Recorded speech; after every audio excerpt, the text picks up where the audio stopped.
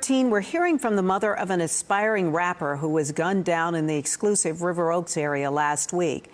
The 26-year-old went by the name BTB Savage, and just days before he was killed, he did an interview claiming he was involved in killing someone else who tried to rob him. Now his mother thinks that may have led to her son's death. ABC 13's Brooke Taylor is joining us live from downtown with the story. Brooke?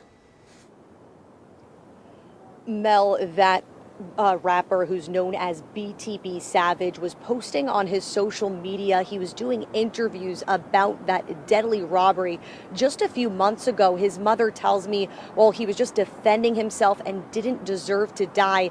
She says she tried to beg her son, stop posting and stop doing interviews talking about this. Gunned down near River Oaks, behind the wheel of a car riddled with bullets. The mom of a 26-year-old rapper known as BTB Savage tells ABC 13 that was her son. Bernita Ward says her son's online persona isn't how she knew him. I'm not one of those parents who try to cover up, whatever their children's lifestyle is. To her, he was just Darrell Gentry, his legal name. He served in the military for 4 years and was a father to a 4-year-old son. That's who she says she's most proud of. In February, Ward says her son thought he was going to be featured in a song, his rapping career starting to kick off. Instead, she says a group showed up to his apartment in San Antonio and tried to rob him. Earlier this week, the rapper did an interview with Vlad TV describing how he fought off the would-be robber, instructed his girlfriend to shoot him, and then left him to die. When the interviewer asked if he was concerned about retaliation, he said, quote, "They might do what they do, but I'm going to get active. That's all that is." On Thursday, he posted on social media standing in the middle of a bloody crime scene. Hours later, Houston police say he was shot in a drive-by shooting. I said, take that off of social media. I said, let this family mourn in peace. But they were continuing, was taunting my son, telling him that they were going to kill the family, that they were going to make his mama cry, like my son made his mother cry. And I told my son, don't respond. But their family member came to rob my son. Now she's forced to mourn the loss of her son, who she tried desperately to keep out of danger. So the moral of this story to me is that two mothers lost two amazing sons, and that their children will be raised without fathers. And that's a sad thing. And it was also important for her to spread the message to stop gun violence on the streets, especially to the youth, she tells me. I also did reach out to San Antonio police to get more information about that alleged robbery incident back in February. We are still waiting to hear back, but of course, we'll keep you updated as soon as we find that out. For now, though, we are reporting live outside of Houston. Yo, it's Big Ant, the spokesman, man. We back. Another edition of Urban Politicians TV, UPTV. Make sure you stay on your pivot at all times, man. Had to come tap in, and first and foremost, once again, I want to say condolences to the entire family of BTB Savage, all close family members, loved ones, and anybody going through with this loss right here.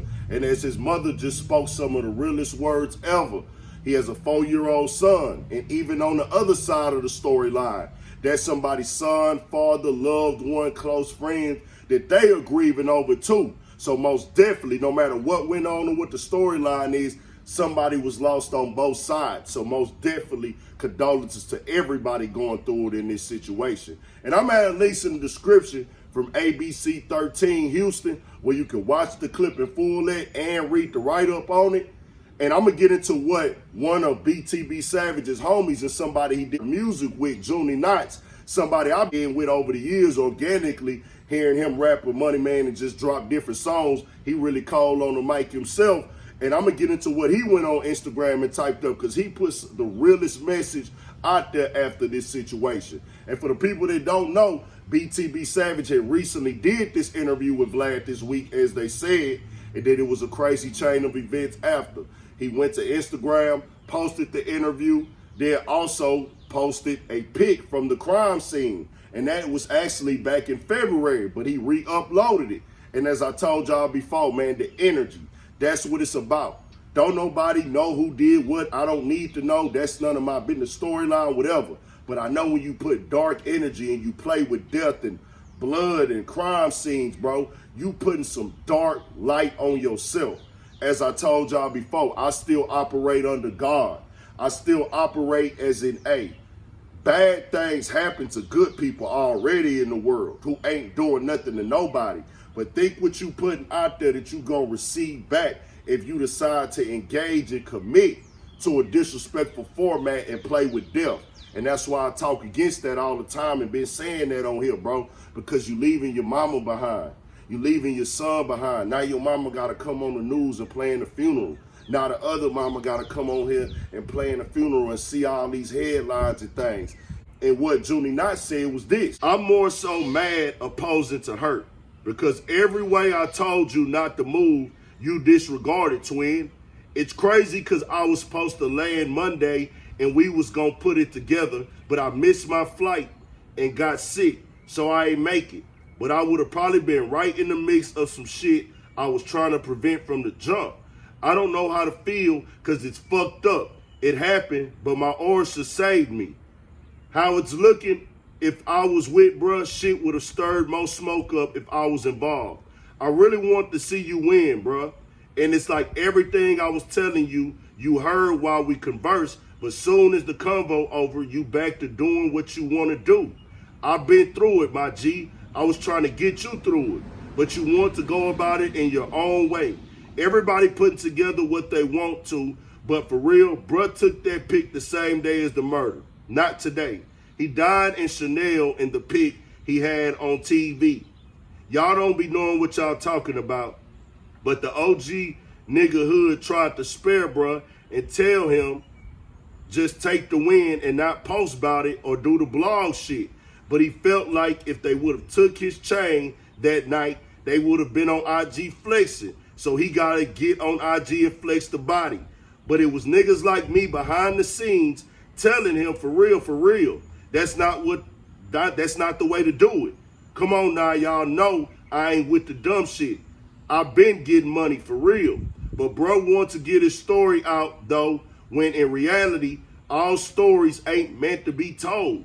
It's a sad day for the swipers, but deep down, how bro was moving, we all knew this day was come.